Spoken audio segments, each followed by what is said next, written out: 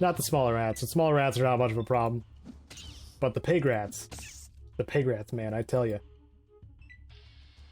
Okay. So let's grab this knife. Oh, it's a combat knife. Oh. That's a very knife. Let's see the difference in damage. Wow, 3 to 13 versus 1 to 9. It's really too bad I'm not melee. Well, I do have some melee skill. Can I throw it? Double check. Nope, swing or thrust. Let's try it. I'm feeling adventurous. You swing the knife.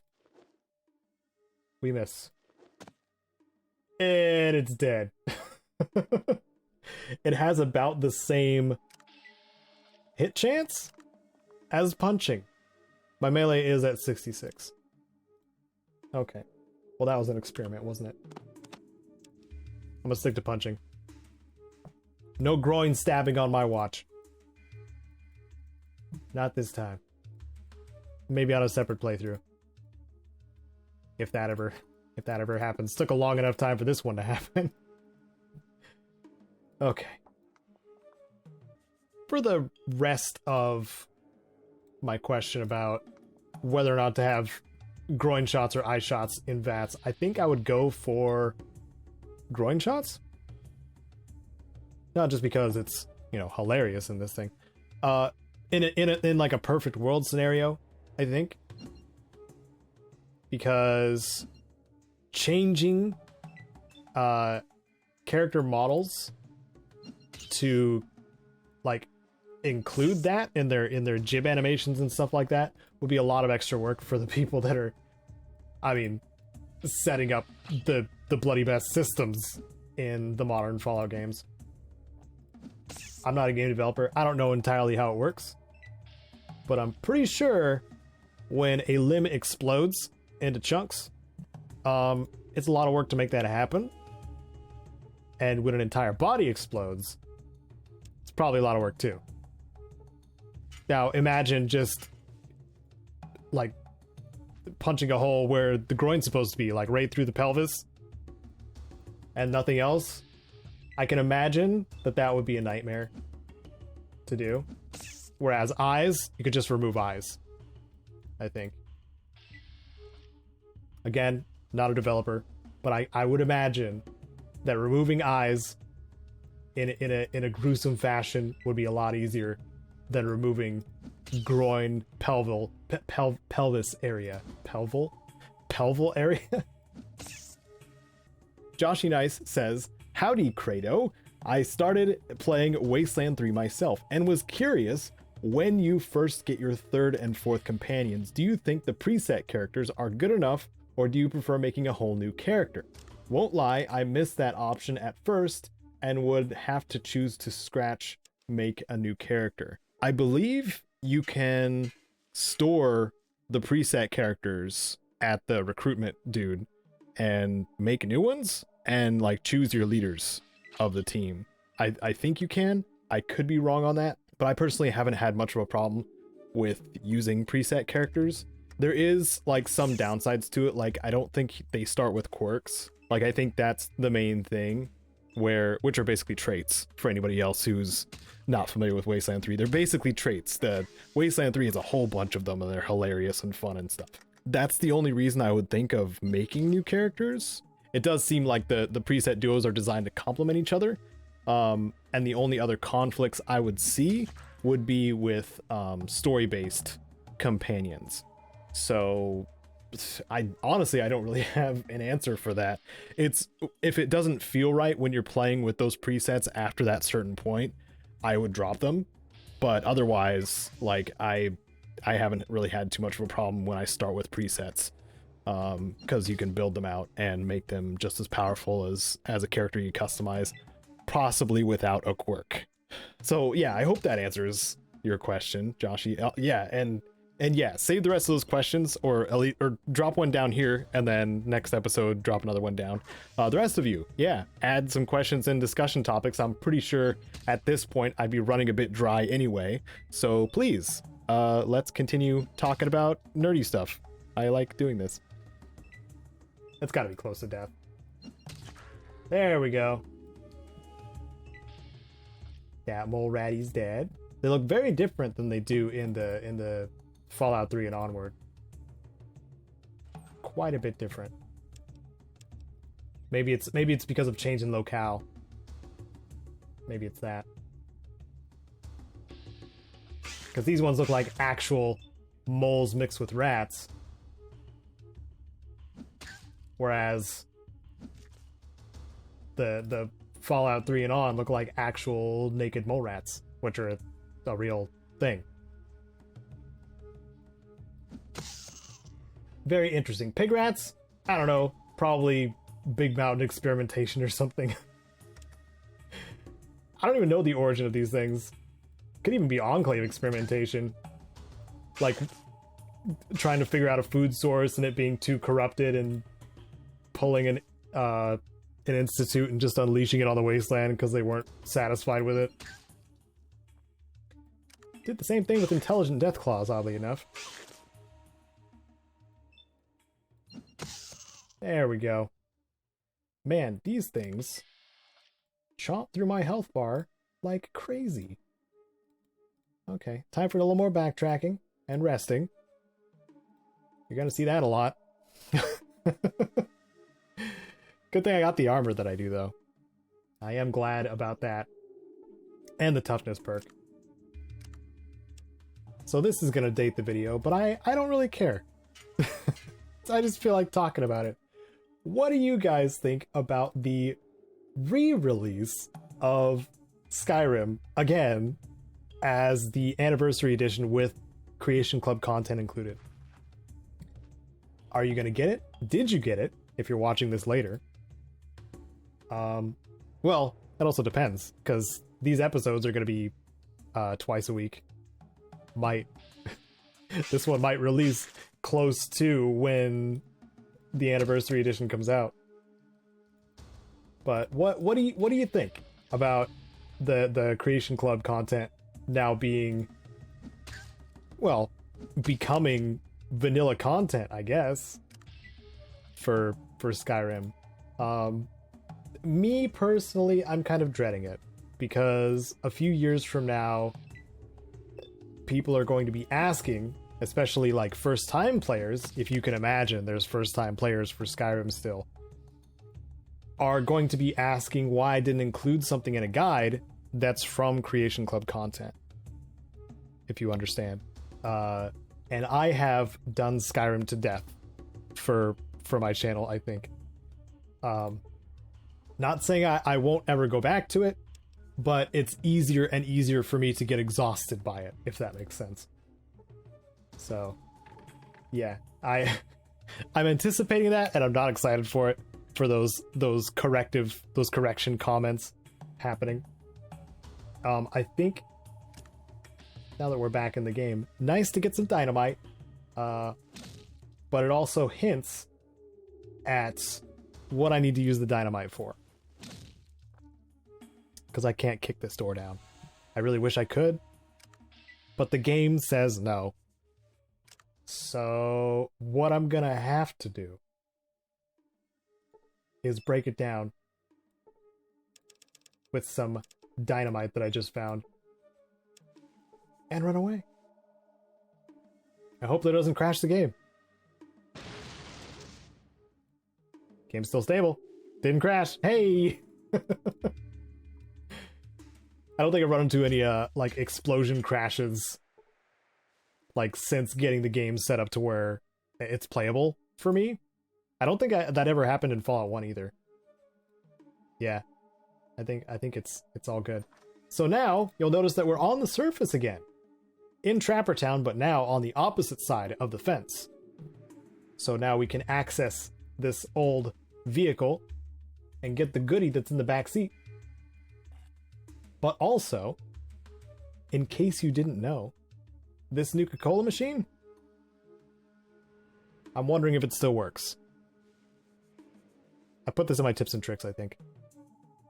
But it does. It does still work. You go down to your money, put it in the thing, thunk, thunk, ka-ching, shoo! You get a not-so-fresh bottle of Nuka-Cola. You can do this a few times, which I'm going to do.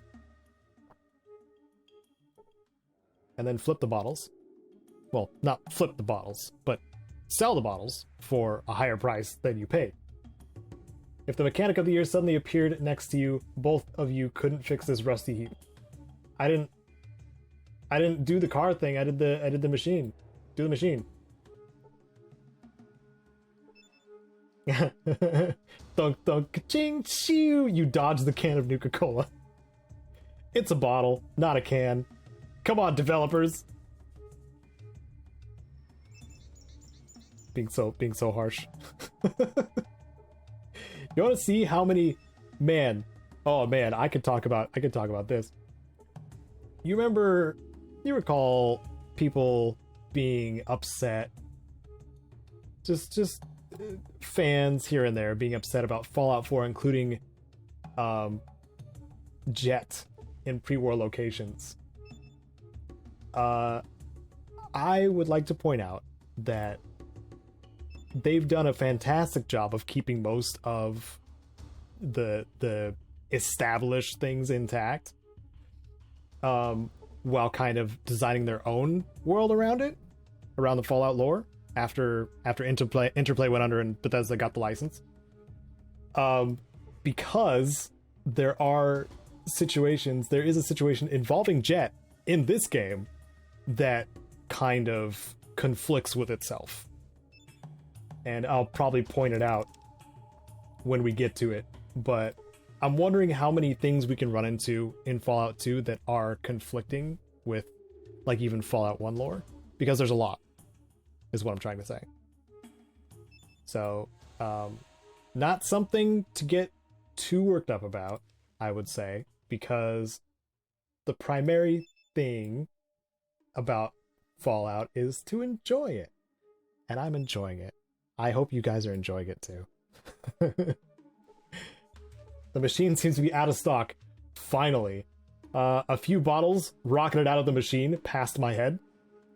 Missed me, thanks to my high agility, I think. So now we walk up to the car. Check it out. You find a fuel injection system in the back seat of the Chrysalis Motors car. We found a fuel cell regulator. Some car owners installed this regulator that doubles your car's mileage between charges, but most drivers didn't care how much juice their cars consumed. After all, power's cheap and plentiful, so why worry? Well, that's not the case anymore, is it? Thunderhorse left a comment asking, what is your favorite faction throughout the games? That's an open question for the rest of you as well. I knee-jerk for like the entirety of the Fallout franchise. Like, I love the Brotherhood of Steel. I've really enjoyed them as a faction and how they change per game, like how they're interacting with the wasteland. There's always something that's a little different. One other faction that I like that I kind of wanted to see more of is just various ranger factions. They can be like lawful neutral to lawful good type ranger factions. They fight against slavers wherever they may be. Very much an anti-slaver faction. I guess the closest to like being in the recent games would be like the Minutemen, but they are more along the lines of helping communities grow and keeping them safe kind of thing. Whereas I think the Rangers were still kind of mercenary like. I think part of it too is that I really like the Rangers of the Wasteland series, and they're also kind of parallel in that way of like helping the weak and helping diffuse situations, which however means necessary, either through violence or words kind of thing. Knowing when something in the wasteland going on is not right, having a little bit of a window in there for a little bit of corruption to keep things interesting for a faction like that, but not too much has been done with the Rangers in the Fallout series. Like, we had Riley's Rangers in Fallout 3, you had the small ranger faction of the NCR, you had the Desert Rangers who joined up with the NCR in Fallout New Vegas, but that just made them NCR specialists, basically. And that put them under a proper big faction flag or nation, I guess, as well. Even though the Brotherhood is a pretty easy answer, so I will stick with the Rangers. I think I've used that answer before as well.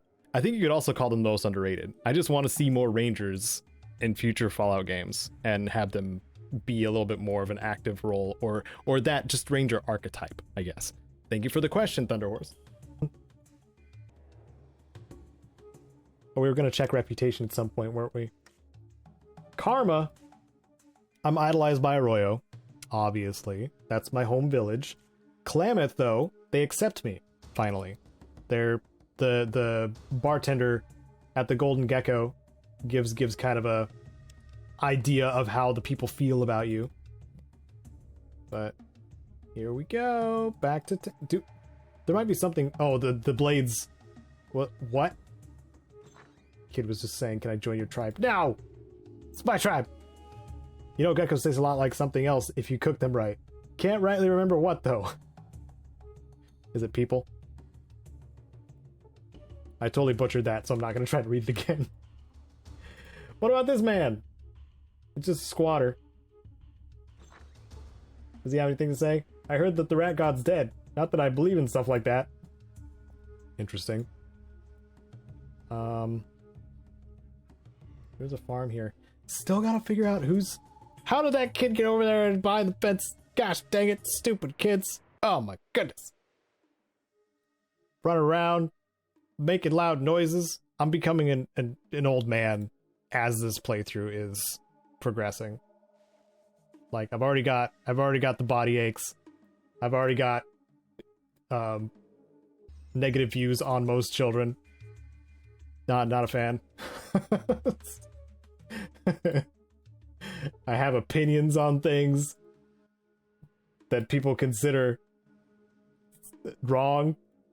I mean, if you're gonna publish yourself on YouTube, I think it's a good sign if somebody tries to point out that you're wrong.